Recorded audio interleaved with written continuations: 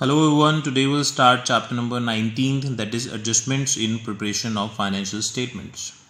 Financial statements के बारे में हम चैप्टर नंबर 18 में ऑलरेडी बात कर चुके हैं. इस चैप्टर में हम फाइनेंशियल स्टेटमेंट्स में एडजस्टमेंट्स को ऐड ऑन करेंगे.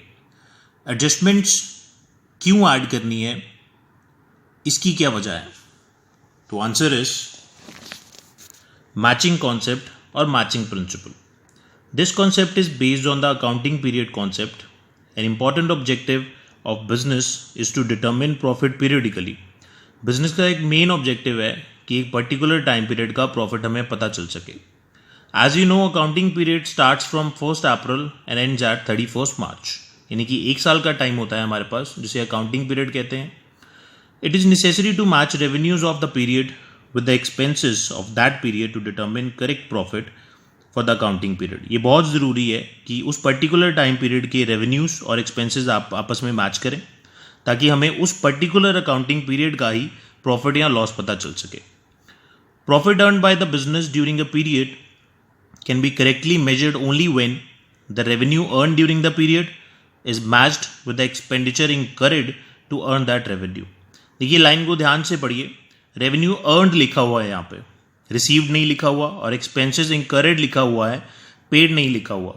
प्रॉफिट आपको एक पर्टिकुलर टाइम पीरियड का तभी पता चलेगा जब वो सारी रेवेन्यू जो आपने अर्न करी है, चाहे पैसे आपके पास आए हैं या नहीं आए हैं, और वो सारे एक्सपेंसेस जो इनकर्ड हुए हैं, चाहे आपने पैसे पे किए हैं या नहीं पे किए हैं, उन दोनों का डिफरेंस जब आपको मिलेगा तो उसे प्रॉफिट माना जाएगा या लॉस माना जाएगा.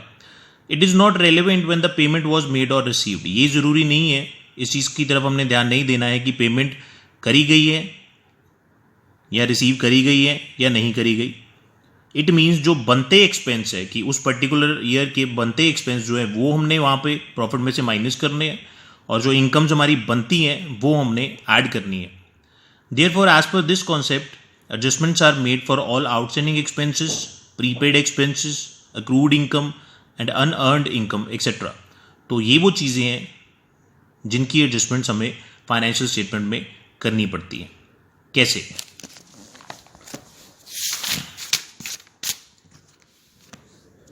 ट्रेडिंग अकाउंट के बाद प्रॉफिट एंड लॉस अकाउंट बनता है, तो हम प्रॉफिट एंड लॉस अकाउंट की हेल्प लेंगे इस चीज़ को समझने के लिए.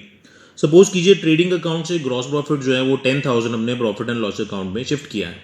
तो प्रॉफिट एंड लॉस की राइट साइड पे आ जाएगा bye gross profit brought down ₹10,000.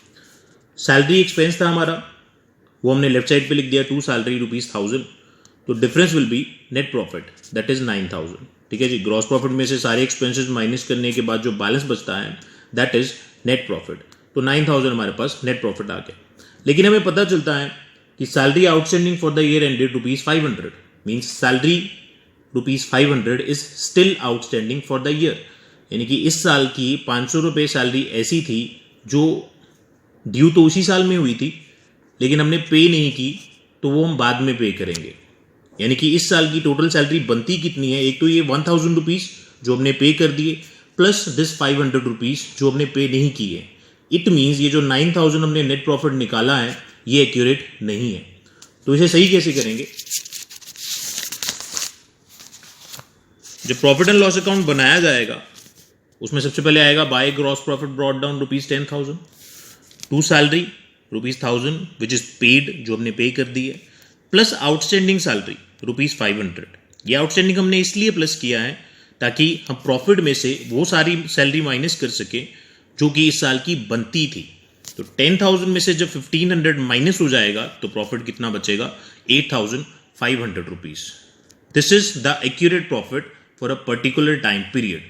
तो ये हमारा एक्यूरेट प्रॉफिट बनता है, और इस चीज़ को, ये जो हमने आउटस्टैंडिंग सैलरी प्लस की है, इसे कहते हैं एडजस्टमेंट करना. ठीक है जी. एडजस्टमेंट्स वाली आइटम जो भी होगी आपको क्वेश्चन में गिवन होगी, उसमें से हर आइटम का कम से कम 2 जगह पे ट्रीटमेंट होगा.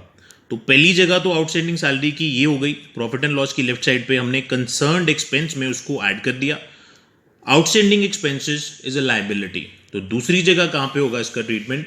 बैलेंस शीट की लाइबिलिटी साइड पे. ठीक है जी. एक तो यहाँ पे इसलिए प्लस किया ताकि हमारे पास एक्यूरेट प्रॉफिट आ सके. 500 इसी साल की सैलरी थी, तो हमने जो सैलरी पे करी उसमें 500 और ऐड कर दिया ताकि हमारे पास जो प्रॉफिट आए वो एक्यूरेट आए, जो इसी साल का हुआ है. दूसरा, आउटस्टैंडिंग सैलरी को लाइबिलिटी साइड पे शो किया जाएगा because we have not paid 500 rupees yet, तो ये एक लाइबिलिटी है और बैलेंस शीट की लाइबिलिटी साइड पे इसे शो किया जाएगा.